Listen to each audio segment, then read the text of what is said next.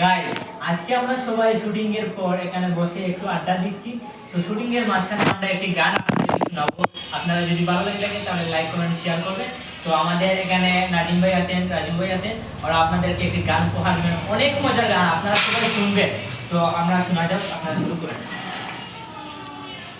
তোমারে ফুটাইতে গো আমার চোখের নিচে কালি, তোমারে ফুটাইতে গো আমার চোখের নিচে কালি। তুমি যেই বাগানের ফুল আমি সেই বাগানের মালি, তুমি যেই বাগানের ফুল আমি সেই বাগানের মালি। তোমার